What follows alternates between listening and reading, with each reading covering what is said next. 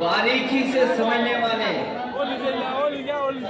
राजनीति किस रास्ते पर जा रही है उसकी समझ रखने वाले, उम्र कितनी भी हो लेकिन हमारे लिए वो अभी भी नए हैं, जवान हैं, आदरणीय आलम बरी साहब,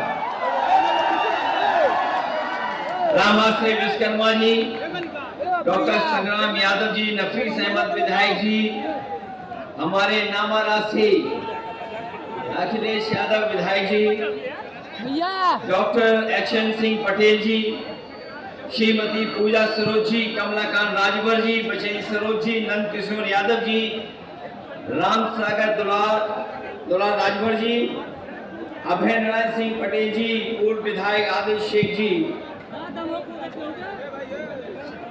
राम जगन पूर्व विधायक जी से लेकर के मैं देख रहा हूं मंच पर हमारे साथ जो लोकसभा में आप लोगों ने जिता करके भेजे हैं,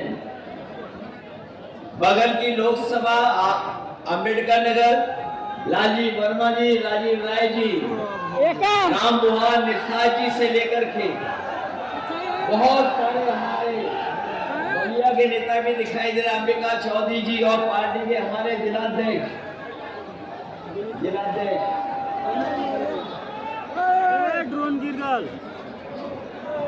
जिलाध्यक्ष से लेकर के आसपास जिले के हमारे सभी सम्मानित नेतागण, नेता विरोधी दल अपर हाउस विधान परिषद लाल बिहारी यादव जी, और इस लोकसभा से जिनको आपने जिता करके लोकसभा में भेज दिया, धर्मेंद्र यादव जी,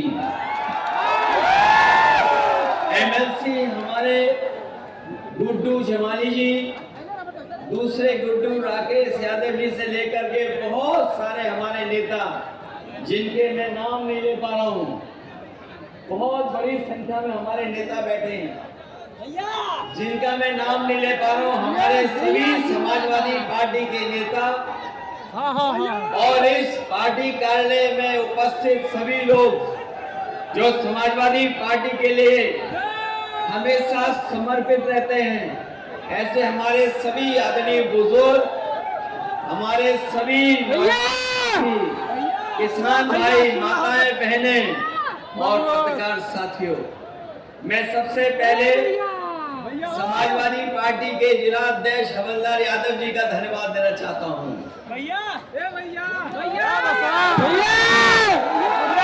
अपने पूरी पार्टी के नेताओं को कि जब कभी भी सवाल पूछते थे कि आजमगढ़ जो समाजवादियों का घर है, समाजवादी पार्टी का गढ़ है, लेकिन इसमें कोई स्थान नहीं है, कोई घर नहीं है, कोई परमानेंट जगह नहीं है। आज हमें खुशी है इस बात की, पार्टी कार्यालय देखे हम लोगों ने,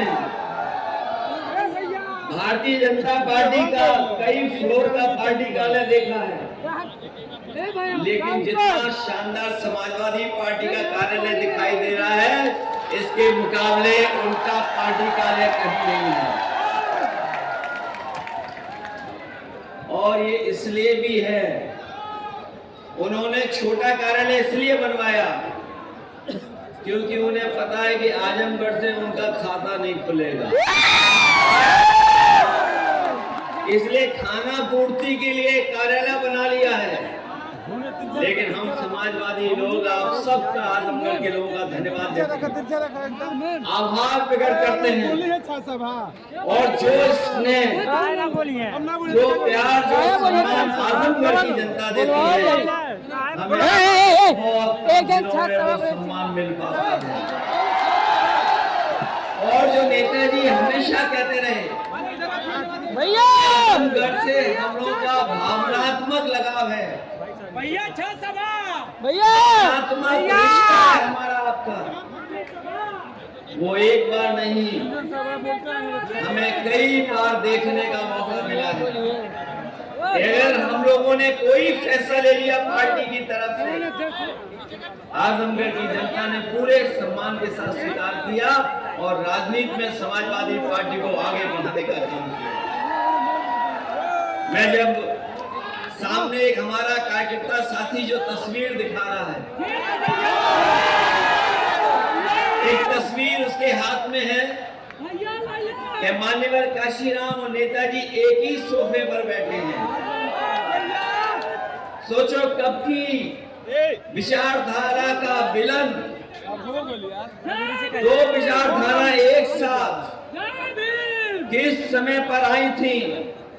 और जब मैं अभी हमारे बगल में जो बैठे आदरणीय माता प्रसाद पांडे जी से मैं पूछ रहा था कि राजनीति में कितना समय आपका गुजरा है, तो जब मैंने हिसाब किताब लगाया तो एक सदी का कम से कम 60% हिस्सा उनका राजनीति में गुजर गया। एक सदी का 60वां हिस्सा उनका इसी के साथ समाजवादी आंदोलन के साथ गुजर गया।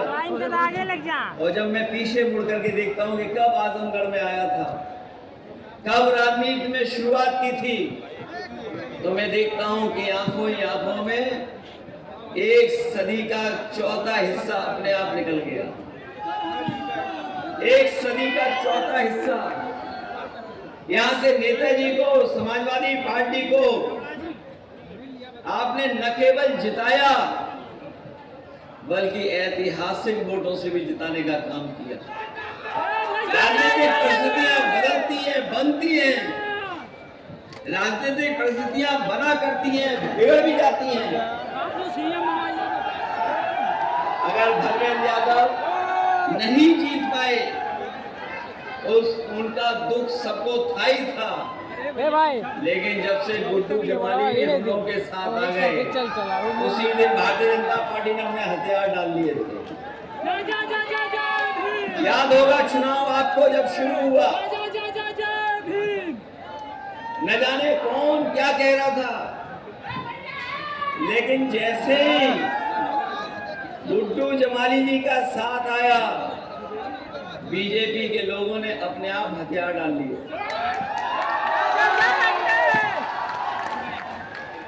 जो लोग कहते हैं कि आजमगढ़ में और आजमगढ़ के लोग किसी दूसरे को नहीं चुन पा रहे हैं, शायद वो जानते नहीं हैं कि आजमगढ़ और समाजवादियों का कितना पुराना गहरा रिश्ता है। न केवल टोपी का, विचारधारा का, बल्कि जो एक्सप्रेस वे बना है, अगर लखनऊ से बाईं तरफ जाओ, जितना समय लगेगा आपको इटावा सैफई पहुंचने में, उतना ही समय लगेगा आपके आजमगढ़ पहुंचने में।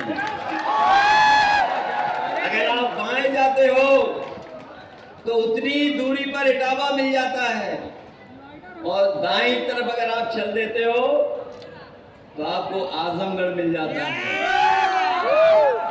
और ये सड़क जोड़ने का काम अगर किसी ने किया तो समाजवादी लोगों ने कर करके दिखाया। अभी आए थे लखनऊ वाले जो बीजेपी के सदस्य नहीं थे, बीजेपी के सदस्य नहीं थे, जो अभी आए थे कुछ दिन पहले, एक सड़क का उद्घाटन कर करके गए। दिखाओ हमारे सुबह से जो सड़क का उद्घाटन भी हुआ है वो शायद देश की सबसे कीमती सड़क, दिखाओ तो ले उनका, इतनी कीमत वाली सड़क कहीं नहीं बनी। जो सड़क बनी भी है, जैसे पूर्वांचल में अगर रफ्तार से चलो कूदते हुए आते हो, कोई दिक्कत ना भाई, सवेरे से उसी तरह उस पर कूदते हुए जाओगे। और उन्हें एक्सप्रेस वे का नहीं पता है, वो 4 लेन की सड़क है और हमारे आजमगढ़ की सड़क 6 लेन की है। 3 इधर है, 3 उधर है। ये सड़क अभी पूरी नहीं बनी है, इसके आसपास का विकास अभी पूरा नहीं हुआ है। इसके किनारे अभी हमारे किसानों के लिए मंडी बननी है, हमारे नौजवानों के लिए कारखाने, उद्योग और ट्रेनिंग इंस्टीट्यूट बने, जिससे कम से कम उन्हें नौकरी और रोजगार मिलना शुरू हो जाए। ये केवल अभी सड़क बनी है, इसके आगे पीछे दाएं बाएं अभी बहुत कुछ बनना है। जैसा उनका दिल है वैसे ही वो चीजें बनाते हैं। अगर सड़क के किनारे जाएं तो शौचालय बताओ कितने बड़े बने हैं। और कभी आगरा लखनऊ एक्सप्रेसवे के पास चले जाएं तो जो किनारे बने हुए हैं, इतने बड़ी बड़ी जगह बनी हुई है कि 2 बस आए, इकट्ठी जाएं, शौचालय होकर के निकल जाएं। लेकिन अगर इनके शौचालय देखें आपने कैसे हैं, अगर एक बस खड़ी हो जाए तो बताओ लंबी लाइन लगानी पड़ती कि नहीं लगानी पड़ती है। और ये बात मैं इसलिए कह रहा हूं कि इनका सबसे प्रिय काम रहा शौचालय बनवाना। और इसके बाद पूरे प्रदेश के गांव खोद दिए इन्होंने। जो टंकियां बनाई हैं वो भ्रष्टाचार का भार नहीं सह पा रही हैं। जैसे ही पानी भरता है उनके अंदर, वैसे ही टंकियां फट जाती हैं। और पिछले 3 महीने से मैं देख रहा हूं, अप्रैल में फट गई लखीमपुर की, फिर मई में एक फटी, जून में भी फट गई, जुलाई में भी चली गई टंकी, और अभी देखना अगस्त, सितंबर आगे महीने आएंगे उसमें भी एक एक टंकी अपने आप गिरती चली जाएगी। ये है इनका विकास। और ये कहते हैं कि हम लोगों के डी कंपनी से जुड़े हुए हैं तार। सच्चाई तो ये है कि डी से बहुत घबराते हैं, दिल्ली से बहुत घबराते हैं लखनऊ वाले। सच्चाई तो ये है कि डी से बहुत घबराते हैं, न केवल दिल्ली से घबराते हैं बल्कि 2 डिप्टी सीएम भी हैं, डीसीएम, 2 डीसीएम हैं, उनसे भी घबराते हैं। इसलिए उन्हें डी बहुत याद आती है। इधर हमने आपने देखा और सुना कि जब जब बिहार के चुनाव आते हैं ये कहीं न कहीं आरक्षण के खिलाफ बोलने लगते हैं, संविधान के खिलाफ बोलने लगते हैं, समाजवाद के खिलाफ बोलने लगते हैं, सेक्युलरिज्म के खिलाफ बोलने लगते हैं। और सच्चाई तो ये है कि ये सीधे सीधे जब आरक्षण के खिलाफ नहीं बोल पाते हैं, इन्हें अपने वोट का डर सुनाई देता है, दिखाई देता है, तो सीधा सीधा आरक्षण के खिलाफ नहीं बोल पाते हैं। इसीलिए पीछे से मुड़ करके वो पीछे से कहते हैं कि समाजवाद खत्म होना चाहिए, सेक्युलरिज्म खत्म होना चाहिए। जिन लोगों ने इतिहास पढ़ा होगा वो जानते होंगे जिस समय भारतीय जनता पार्टी के गठन होने की हुई थी और उनका जब पहला अधिवेशन हुआ था, उस पहले अधिवेशन में ये तय कर रहे थे भारतीय जनता पार्टी के लोग कि किस विचारधारा से उनकी पार्टी चलेगी। एक विचारधारा तो वो विचारधारा थी जो वो चाहती थी कि अपनी पुरानी विचारधारा पर उनकी पार्टी चले, लेकिन उसमें ऐसे भी लोग थे जो जानते थे कि भारत के लोग कभी भी उस रास्ते को अपना रास्ता नहीं बनाएंगे। इसीलिए उस अधिवेशन में इन्होंने जो फैसला लिया था वो लिया था कि भारतीय जनता पार्टी का जो रास्ता होगा वो समाजवादी रास्ता होगा, वो सेकुलर रास्ता होगा। लेकिन आज वो भूल गए, क्योंकि उनके पहले अधिवेशन का जो प्रस्ताव था वो प्रस्ताव यही था कि वो समाजवादी रास्ता और सेकुलर रास्ता अपनाने का काम करेंगे। लेकिन आज जिस विचारधारा से उनकी पार्टी बनी है, उन्हीं के लोग इंजन और डब्बों को डरा रहे हैं, क्योंकि इनके इंजन और डब्बे उसी पटरी पे चल रहे हैं, उसी विचारधारा की पटरी पे चल रहे हैं, जो विचारधारा समय समय पर इंजन और डिब्बे को हिलाती रहती है। याद रखना, ये इंजन इस बार नहीं टकरा रहे, डब्बे नहीं टकरा रहे हैं। इस बार पटरी के मालिक लोग पटरी हिलाना चाहते हैं, इसीलिए अभी तक वो अपना अध्यक्ष नहीं चुन पाए हैं। बताओ कहीं अध्यक्ष चुन पाए हैं वो लोग? इसीलिए ध्यान हटाने के लिए कि देश में बहस छिड़ जाए, क्योंकि इधर जाति जनगणना को लेकर के लोग जागरूक हो गए, और इतने जागरूक हो गए कि वो जानते हैं कि जाति जनगणना हो जाएगी तो हमें अधिकार मिलना शुरू हो जाएगा।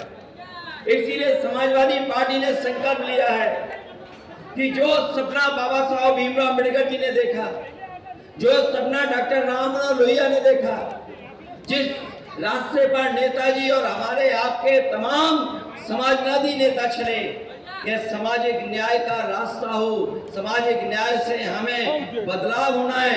इसलिए आज के दिन जब हम लोग आजमगढ़ में इस स्थान पर इकट्ठे हुए हैं, एक नई शुरुआत कर रहे हैं, तो हम संकल्प लेकर के जाएं कि आने वाले समय में हम लोग समाजवादी लोग मिलकर के सामाजिक न्याय की स्थापना कर करके अपने पीढ़ी के परिवार के लोगों को सम्मान और हक दिलाने का काम करेंगे। ये पीढ़ी सामाजिक न्याय के राज की स्थापना का संकल्प ही हमारे पीडीए परिवार से को सम्मान दिलाने का काम करेगा। ये पीडीए वही है जो कभी बाबा साहब भीमराव अम्बेडकर जी ने संविधान के तहत हमको सम्मान दिलाया जिनको। ये पीडीए वही है जिसको हम और आप लोग बहुजन समाज कह करके बुलाते थे। ये पीडीए हमारे पीड़ित, दुखी, अपमानित लोगों को एक साथ लाने का नारा है। न पीडीए में हमारे सब समाज के लोग एक साथ खड़े होकर के दिखाई दे रहे हैं। इसलिए हम आज कहना चाहते हैं कि हमारे साथी बहुत सारे सुझाव दे रहे थे कि ये जो स्थान बना है, घर है, पार्टी कार्यालय है, इसका नाम क्या हो। बहुत सारे सुझाव आए हैं, लेकिन मैं सोचता हूँ, मुझे जो समझ में आ रहा है, शायद हमें इस जगह का नाम और इस कार्यालय का नाम पीडीए भवन कर करके रखना चाहिए। ये पीडीए भवन के नाम से जाना जाएगा, क्योंकि पीडीए एकता ही हमें सत्ता दिलाएगी। पीडीए एकता ही हमारे सामाजिक न्याय के राज की स्थापना का रास्ता खोलेगी। जो लोग आज घबराए हुए हैं, उनकी सोचो भाषा क्या हो गई है, उनका व्यवहार बदल गया, उनकी बोली बदल गई। और मैं इस मौके पर आपसे कहना चाहता हूँ, सावधान रहना। ये समाज में इनके लोग ऐसे बैठे हुए हैं जो समय समय पर हमें और आपको अपमानित करते हैं। अभी हाल ही में जो हुआ वो हम और आप लोग कभी सोच नहीं सकते, कल्पना नहीं कर सकते। जो लोग विकसित भारत का सपना दिखाते हो, जो लोग ये कहते हो कि दुनिया में हम विश्व गुरु बन जाएंगे, जो लोग हमें आपको झूठे आंकड़े दिखा करके ये कहते हैं कि हमारी अर्थव्यवस्था दुनिया में तीसरे नंबर पे पहुंच गई है, तो सोचो उनके लोग हमारे आपके पीडीए परिवार के लोगों के साथ कैसा व्यवहार कर रहे हैं। शायद ये व्यवहार आज के समय पर कोई स्वीकार नहीं कर सकता है। और सच्चाई तो ये है कि कथा के कार्यक्रम में दो गरीब लोग एक दूसरे के बीच में आए, क्योंकि गरीब परिवार अगर कथा कराना चाहता है तो आजकल के बड़े बड़े कथा वाचक लोग हैं, वो तो उनका बजट भी बहुत बड़ा होता है, कोई स्वीकार नहीं कर सकता है। न जाने कितना बजट होता है उनका, इसलिए वो गरीब परिवार एक गरीब कथावाचक को बुला रहे थे। लेकिन उनके साथ व्यवहार क्या हुआ है, और ये ऐसा व्यवहार हुआ है जो हम लोग कभी भूल नहीं सकते। इसीलिए समय समय पर हम लोग जगाते हैं आप लोगों को और समझाते हैं कि ये भारतीय जनता पार्टी के लोग संविधान से नहीं चलना चाहते हैं, इनका रास्ता कोई और है। वो रास्ता है जो कभी कोई एक मनु महाराज आए थे जिन्होंने गड़बड़ किया था, उसी रास्ते पे चलना चाहते हैं।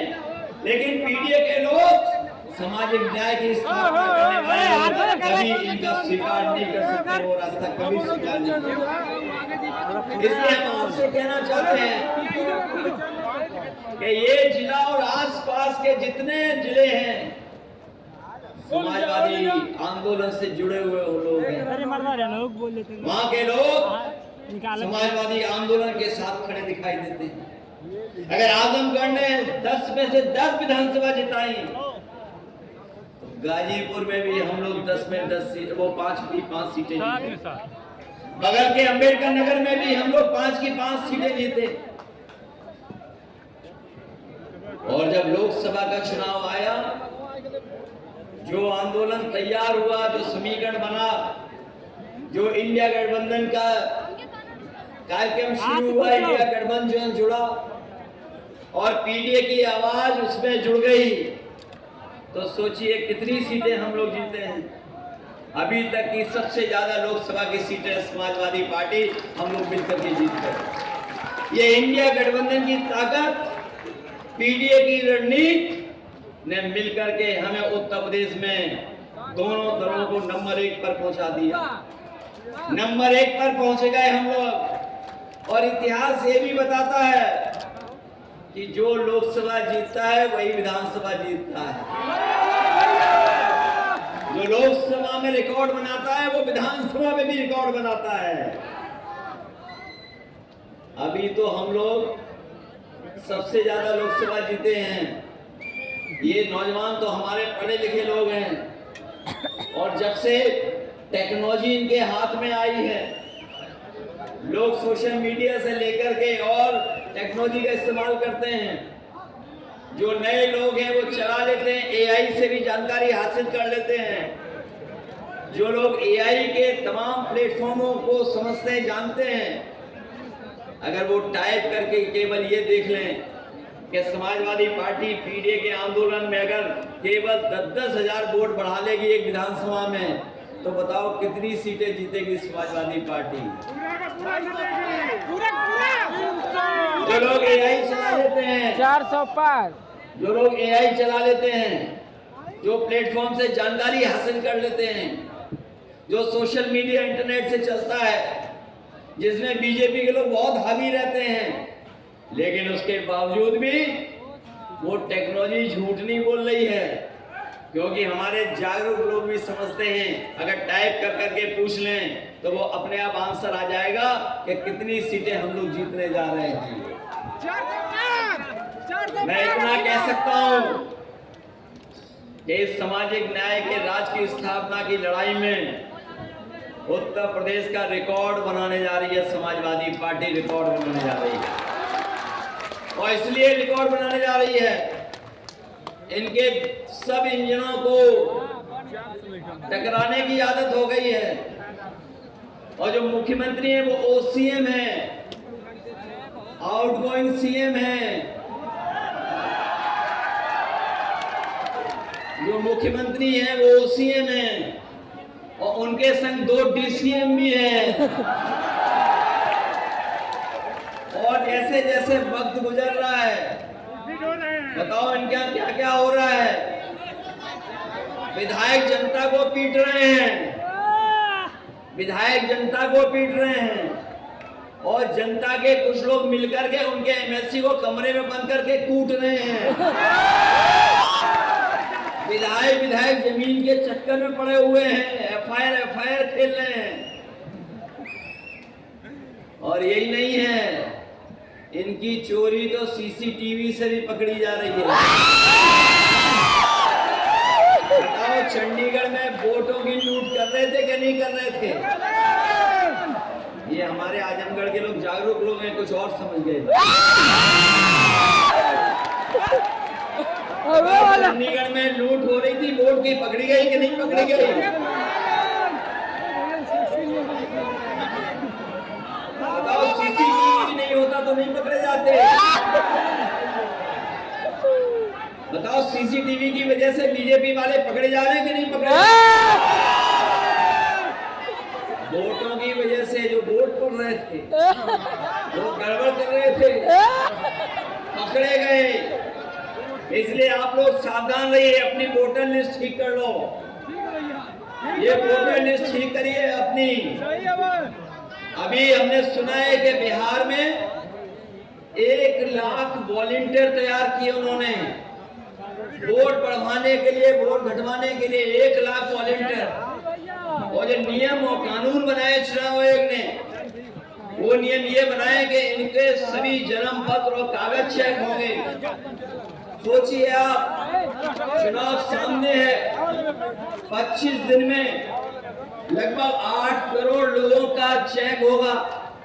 वोटर लिस्ट एक तरीके से नई बनेगी।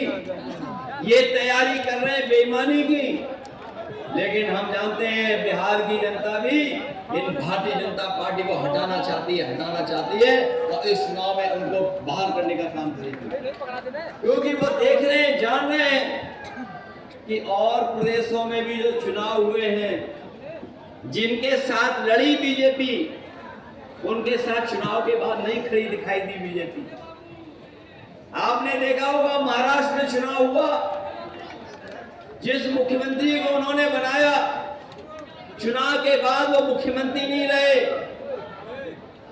इसी तरह मध्य प्रदेश में देखा होगा, जिनके नाम पर चुनाव लड़े, जिन्होंने लड़ाया, लेकिन जब रिजल्ट आ गया तो वो मुख्यमंत्री नहीं बने। इसीलिए याद रखें, बीजेपी के लोग इतने होशियार हैं कि बिहार में रखेंगे तो नाम आगे, उन्हें भी आगे रखेंगे, लेकिन जब रिजल्ट